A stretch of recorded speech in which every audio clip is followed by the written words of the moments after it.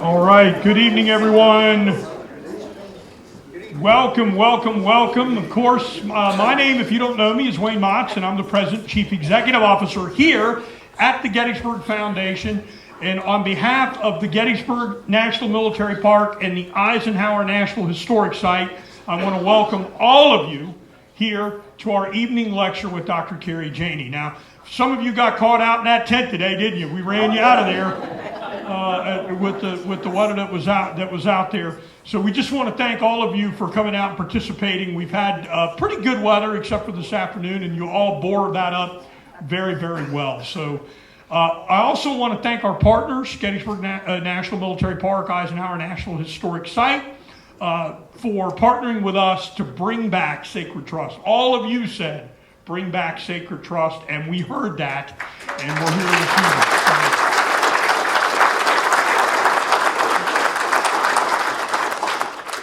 All right, I guess I will make the introductions now. So I'm going to introduce Dr. Carrie Janney. We certainly appreciate her traveling to be with us this evening. She's going to talk about how Appomattox has long served to mark the end of the American Civil War, yet closely examining the spring and summer of 1865 reveals a far more contentious, uncertain, ambiguous, and lengthy ending to the American Civil War than previously understood. It underscores the complexity of the decisions made by the U.S. Army, civilian authorities, and soldiers from Lee's Army, as well as the unintended consequences of those decisions. So that's what she's going to talk about tonight. And let me tell you a little bit about her. Dr. Carrie Janney is the John L. Nall Professor of American Civil War and Director of the John L. Nall Center of Civil War History at the University of Virginia. She is the past president of the Society of Civil War Historians and as series editor for the University of North Carolina Press's Civil War America series. She's published 7 books, including Remembering the Civil War, Reunion and the Limits of Reconciliation, which came out in 2013, The Fight of Lee's Army at Appomattox, 2021. So please help me welcome Dr. Carrie Janney.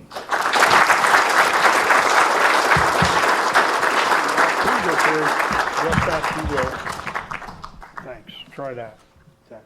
Thank you, Wayne. Can you all hear me if the lavalier mic wasn't working? Can you hear me well enough with this?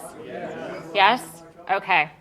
I'm used to projecting in a classroom, so if I walk away, you guys will probably still be able to hear me. Let me adjust some things here. Chris is going to try that and turn it up. Okay. He's going to try to turn the lavalier mic up for you. So he'll run up there and Do you want to try that real quick? Yeah, you want to try that? And sorry, folks, we'll work a little better. If you click that on, I'll turn this off, and let's see if we can get it turned up a little bit. Can you hear me now? Is that coming through? All right. Thank heavens for Chris. Oh, goodness. Thank you, Chris. Okay, and I'm going to try not to let that fall on the floor. So thank you to Wayne for inviting me. Thank you all for coming out tonight, for coming back out after that, whatever that was out there. So appreciate it very much.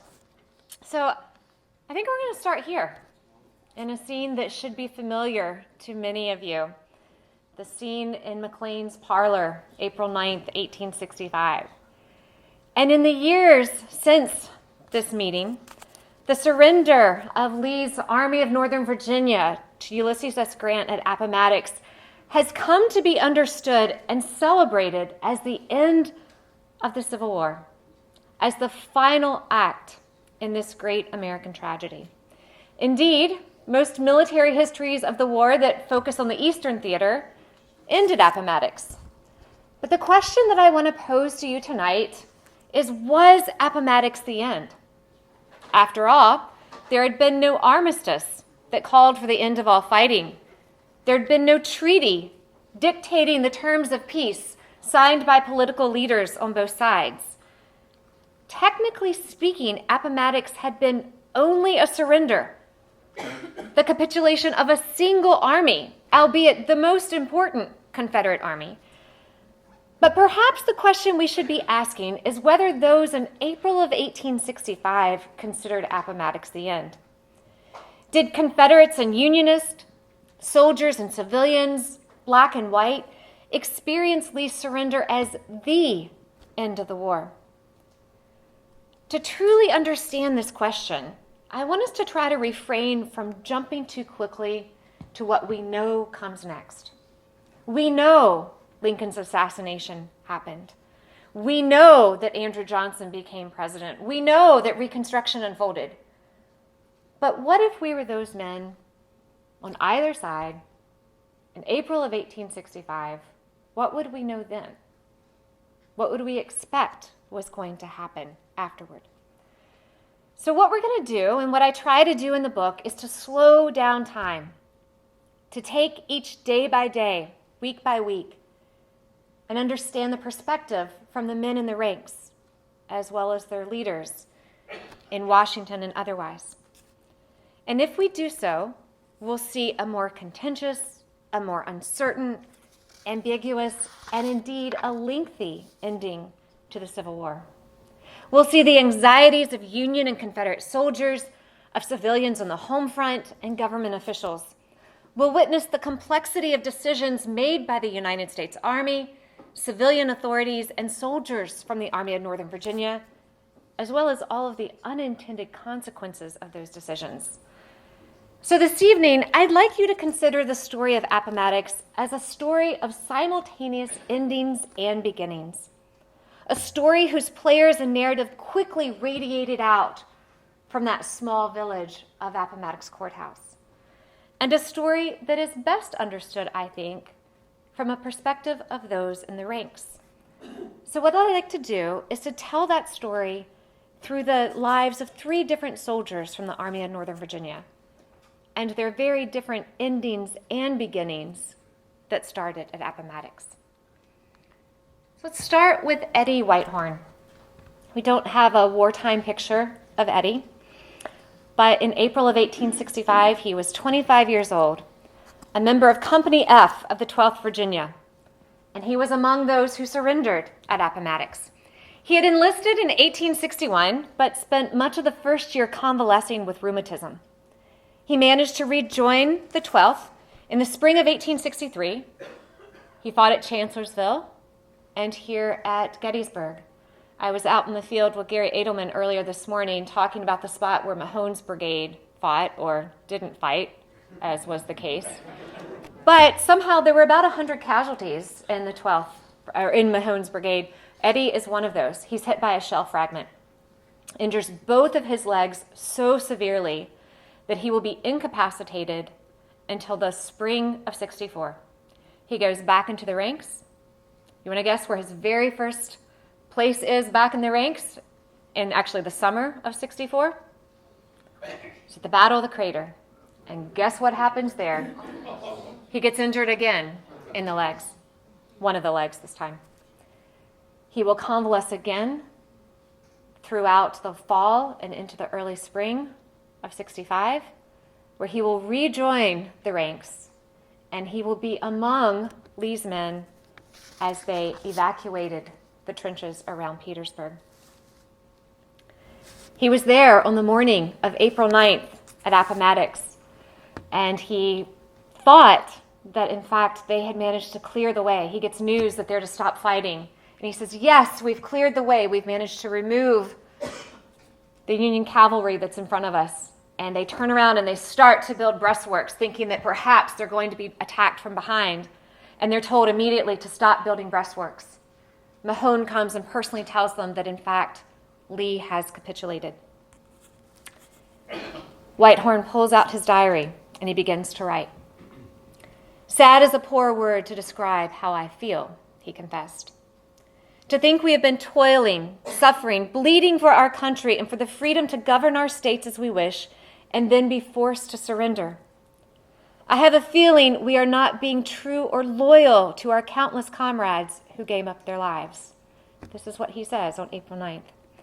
To him, he said surrendering meant abandoning the quest for Confederate independence, and it meant that his fellow soldiers had died in vain. He actually said that he wished they would be put in one more time because he wished he would die instead of having to go home. He wrote, "It is humiliating in the extreme. I'd rather be killed than go back home and tell them we were subjugated." When Lee returned to the Confederate camps following the surrender to Grant, Whitehorn again took to his diary. He wrote, "Last night we were free soldiers of the southern states. Tonight we are defeated men, prisoners of war of the northern states." And I want to stress Whitehorn's observation. Lee's men were, in fact, paroled prisoners of war. Again, we need to suspend what we know happened to former Confederates, that they regained their political rights, that they regained their property, with the exception of enslaved people.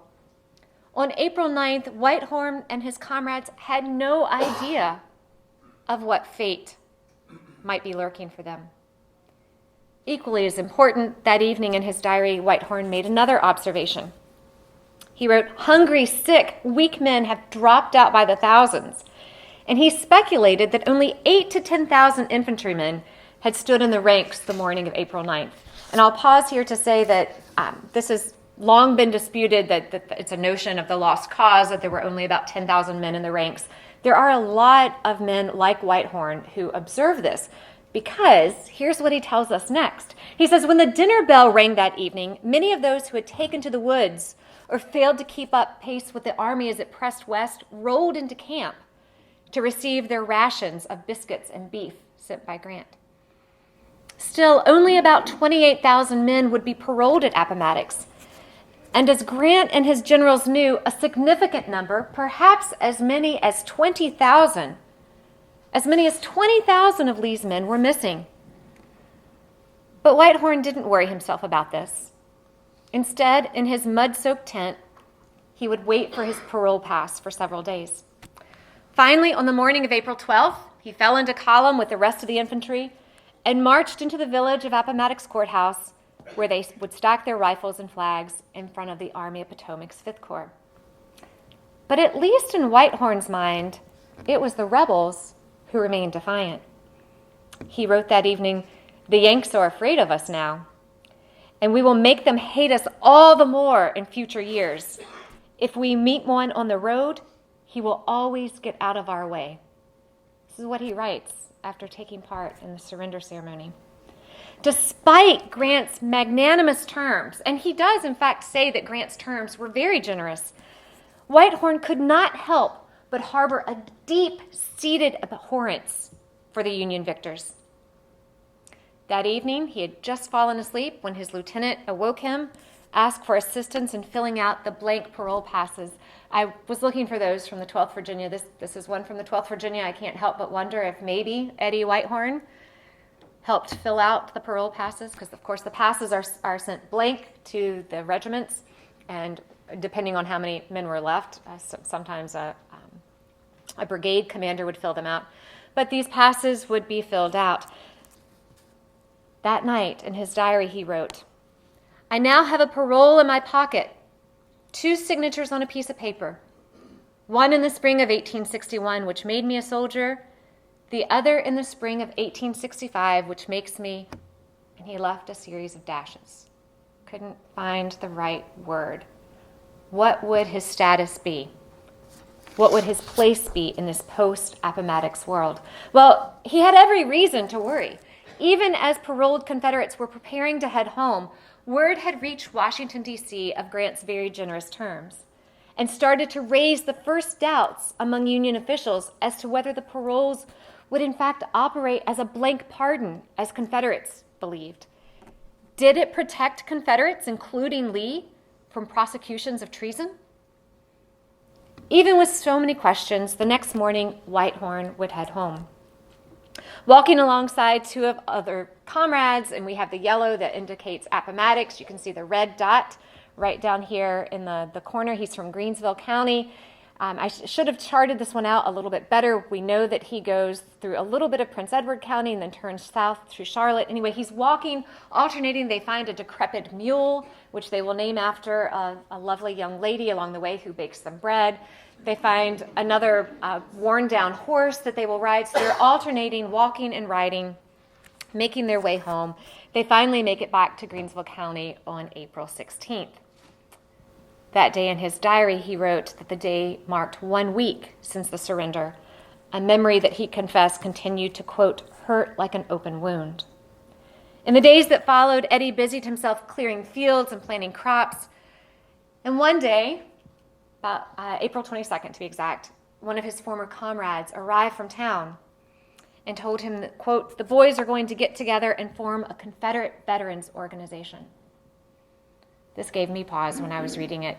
April 22nd, 1865. Technically, Johnston's troops have not surrendered yet, and we have a Confederate Veterans Organization that is forming. Eddie wrote one last entry in his diary. He said, "It seems I am a veteran." And after another series of dashes, just as he had done when contemplating his parole pass, he added, "Suppose I'll attend the meeting." That's where we leave Eddie Whitehorn. But Eddie Whitehorn, like the thousands of others returning home from Lee's army, remained uncertain just what their new status would be. What did it mean to be a Confederate veteran? Would their paroles hold? Would they be prosecuted for treason? If not, would their status as citizens with the rights and protections granted by the Constitution be forsaken? Or had they been returned to them? All of these questions very much remained up in the air. It was not clear that he would be a citizen once more of the United States. Here's one story, and I'll share a different story with you, that of Thomas Murray Jr. Again, we have no photograph of Thomas Murray, so I hope you will enjoy the liberty that I took in finding one of his comrades, an unidentified member of his regiment of the 17th Virginia. Tom Murray was among those who learned very quickly just how little protection the paroles afforded. Murray had been born in Fairfax Courthouse, and when the war began, he was an 18-year-old student attending Georgetown.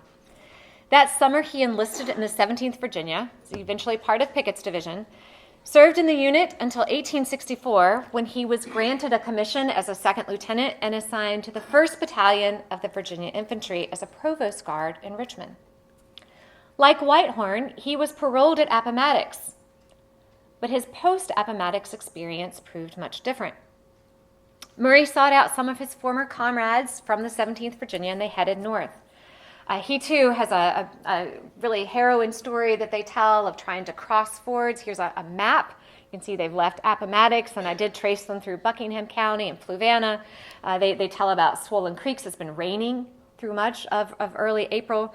They too find dilapidated horses. There were a lot of dilapidated horses in the Virginia countryside, which there's truth to that.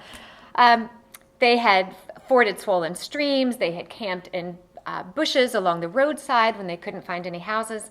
But only a day's ride from his home, Tom's fortunes turned for the worse. When they reached the outskirts of Warrenton in Fauquier County, they learned of Lincoln's assassination. And they learned that the federal troops in the area were terribly angry. His comrades told him that he shouldn't venture into the federal lines, but he had just learned of his father's death, and he wanted to make his way home to his mother as quickly as possible. More importantly, Murray felt certain that his parole papers offered protection and passage through the Union lines. After all, that's what Grant had promised in Special Orders 173, issued on the morning of April 10th at Appomattox. But as the manhunt for Lincoln's murderers continued, Union soldiers stationed just south of Washington's defenses thought otherwise. They immediately placed Murray under guard, escorted him to the provost marshal's office. There, Murray pleaded that he had just learned of his father's death, and he begged to go home. Two sympathetic members of the guard relented, but they reminded Murray that he was a prisoner. He was a prisoner of war, and he would be escorted to his home, allowed to spend one evening with his grieving mother. The following morning, U.S. soldiers returned. They carted Murray off on what he described as a bumpy and jarring ride in a lumber wagon along the Corduroy Road to Fairfax Station, where they placed him in a boxcar alongside other captured Confederates on a train all bound for Alexandria. More bad news awaited Murray upon his arrival in Alexandria. Despite his parole, he and others were hauled before the acting provost marshal, where their names were recorded in a list. From there, Union guards marched them to what he described as a large empty room, and confined them alongside 200 to 300 other Confederates, many of them members of the 17th Virginia, local men who had been trying to go home. As Murray's eyes adjusted to the darkness, he realized where he had been taken. He had been taken here, to the Price, Birch and Company's slave jail on Duke Street in Alexandria. You can see some of the inside. The son of a Fairfax attorney who owned 7 slaves in 1860, Murray and his fellow Confederates could not have escaped the indignity. Men who had gone to war to protect their rights as slaveholders now found themselves confined in the very pens where they had previously traded in flesh. Later that evening, those prisoners with parole passes in hand, those very much desired Appomattox parole passes, were marched back to the provost marshal, where they were instructed to hand over those passes. They could scarcely believe their eyes, they claimed. They're being forced to turn over their Appomattox parole passes. Their passes were ripped up. New passes were issued to them, their names inserted. Outraged, one of the men refused to accept the pass, declaring, quote, "If General Grant's parole is not sufficient to protect us, we don't want any of your damned safe conducts." But it was of little use. Directing all the commissioned officers to arrange themselves in a line, a U.S. sergeant stepped forward with a pair of scissors. One by one, he snipped off first the brass buttons from their uniforms, and then the bars and stars on their collars. Stripped of their rank and proof that they had remained with Lee's army until the bitter end, Murray and his comrades were released and sent to their homes under guard. They would remain prisoners of war, and their names would be printed in the local newspaper. You can see Murray's name highlighted here. This ran every day in the Alexandria Gazette throughout April into March. You can find the names of returning Confederates as a warning to those who are loyal Unionists in the area. In the weeks that followed, Murray decided to start a school. But that didn't temper the feelings against him by the loyal Unionist. He wrote in his diary, quote, "I think John H. Thomas of Mosby's command and I were the only 2 returned Confederates in the village." And he said the feeling against them remained, quote, "very bitter." In fact, he wrote, quote, "Thomas narrowly escaped injury by the hands of a mob who had been excited against him with a cock and bull story of robberies." And in yet another incident, he and Thomas had left town to attend a social gathering out in the country, only to learn that in their absence, a band of Union soldiers had been hunting for them in the village. He recalled later, quote, "Had they run across us that night, we would have assuredly been seriously, if not fatally, maltreated." Murray and other Confederates who headed home to loyal territories, both in Union portions of Virginia, such as Alexandria, or in the loyal border states of Maryland, Kentucky, Missouri, and West Virginia, generated a host of new anxieties and questions. Should they be allowed to return to communities that considered them treasonous for their actions? Would they also have to take an oath of allegiance to return home? If they refused to do so, what would happen to them? The degree to which Grant's terms would serve to ease the defeated Confederates back into civilian life and protect them from charges of treason remained woefully unclear. And I have one more story for you. Again, no photo of James Albright, but he was in the 12th Virginia Light Artillery. Unlike Whitehorn and Murray, Albright had not surrendered at Appomattox. He'd been born in Greensboro, North Carolina, and was 30 years old in the spring of 1865. He was 30 years old in 1861. He was the editor of a newspaper in Greensboro when the war erupted. Unlike most of the young men who marched off to war in 1861, he had a young wife and a 2-year-old son. So rather than enlist, he remained in Greensboro editing the newspaper, very pro-Confederate newspaper. But finally, in the spring of 62, with Confederate conscription looming, the newly widowed Albright recognized he could no longer remain at home. Closing his print shop and securing someone to take care of his young son, In late April of 62, he joined the 13th Battalion North Carolina Artillery, which was soon transferred to the 12th Battalion Virginia Artillery, where Albright found himself detailed as an ordnance sergeant for the entire battalion. On April 8th, 1865, Albright found himself among Reuben Lindsay Walker's reserve artillery train just south of the Appomattox Courthouse near the South Side Railroad. Around 3 p.m., the artillerists had unharnessed their few remaining horses and mules, lit their campfires to cook their paltry rations, and laid down on the ground to sleep. Suddenly, the cry of Union cavalry aroused them. The lead elements of Philip Sheridan's troopers were upon them in an instant, sent to capture the waiting supply trains and cut off Lee's western escape route. Albright joined the fray, scrambling to help push the Union cavalry back. But pandemonium quickly ensued. Finally, Walker ordered the guns withdrawn north, up to Red Oak Church, and hearing these orders, several of the batteries elected to escape, dragging their guns with them if they could, abandoning those that could no longer be fired or pulled. Hurrying back to his camping spot, Albright shoved his clothing in a bag, destroyed all of his letters, tore the name off his pocket diary he wrote so that, quote, no Yank could say he had a rebel's diary by the name of Albright. So he keeps the diary but takes his name off of it. Then, with his captain and one wagon, Albright abandoned the field and headed west toward Lynchburg. They were not alone. Between April 8th and April 9th, more than 2,000 artillerists and cavalry troopers, you can see here those with Fitzhugh Lee and others that managed to escape the Union cordon on the morning of April 9th, including Generals Thomas Rosser and Thomas Mumford, would make their way toward Lynchburg rather than face the prospect of surrendering. By the afternoon of April 9th, the rumors of Lee's surrender had reached the city, and the officers had a choice. Would they return to Appomattox and surrender themselves?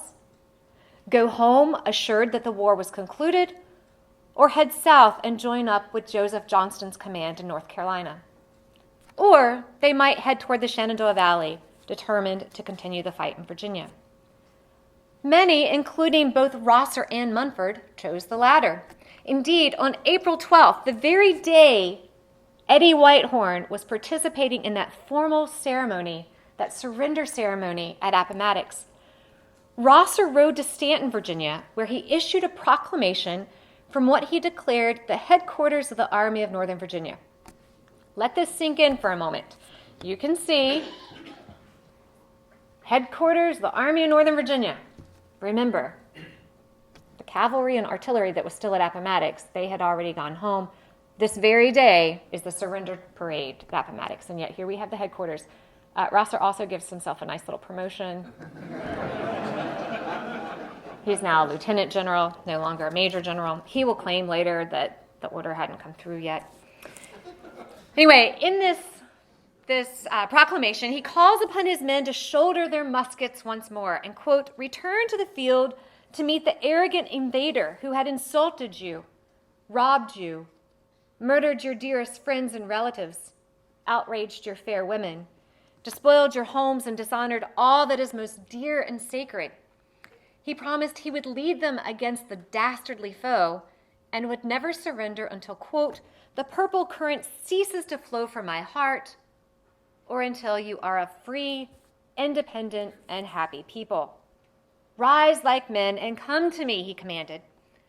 He instructed companies and regiments to assemble at Charlottesville, Stanton, or Lynchburg without delay. You see, for men like Rosser, the war was not yet over.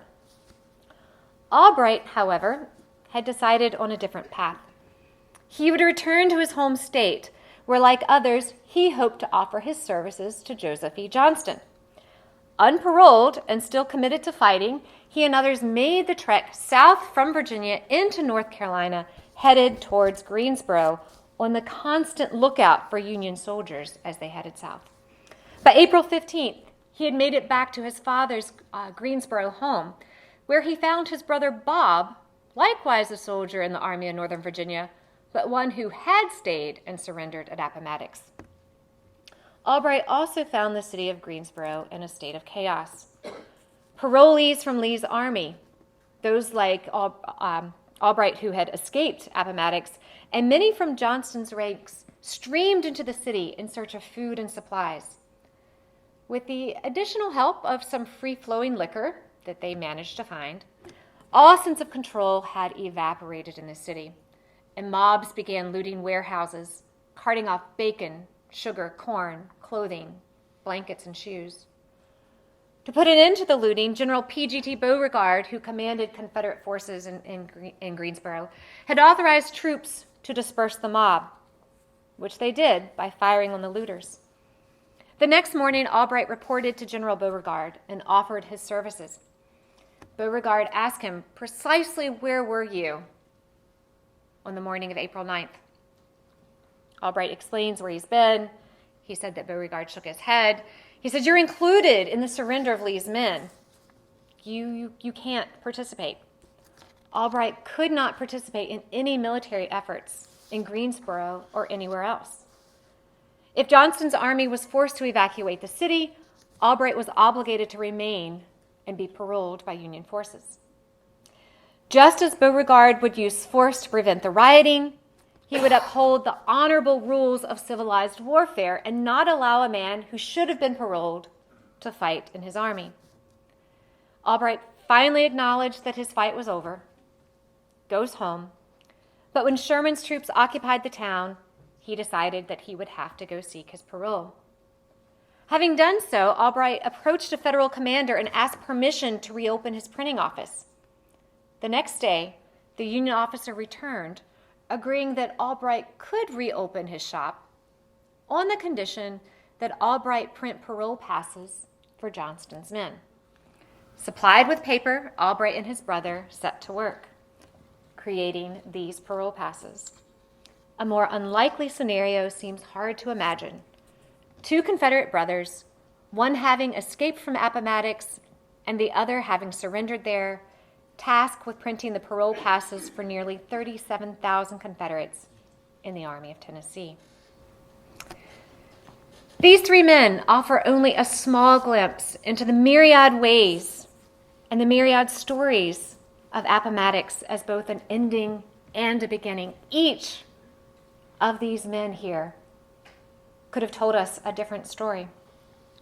There were tens of thousands of such stories, some strikingly similar, some vastly different.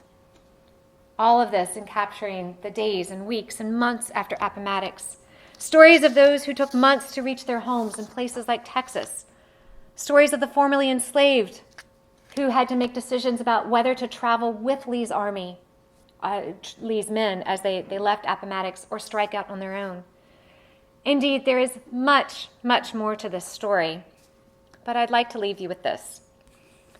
Rather than serving as a clear ending or beginning, the surrender of Lee's army sparked a host of new, unanticipated questions.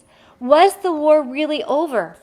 How much protection would the paroles provide, both short-term and long-term? As Lee's soldiers took to the paths, roads, rivers, and railway lines that led away from Appomattox, they carried the ambiguity of the surrender with them.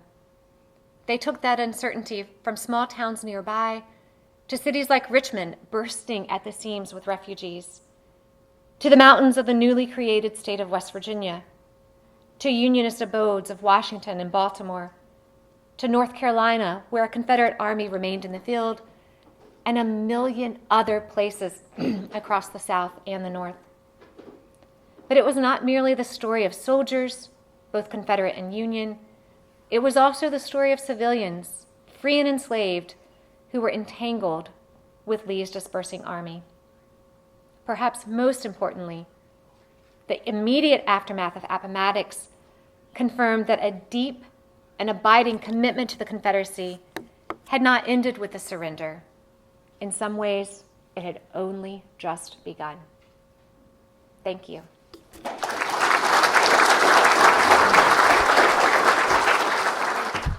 Too many good books and not enough time. Not enough time. But the one you need right now tonight is Ends of War, right? Pick up your copy. So, Dr. Janney, thank you so much again. Thank you, Wayne.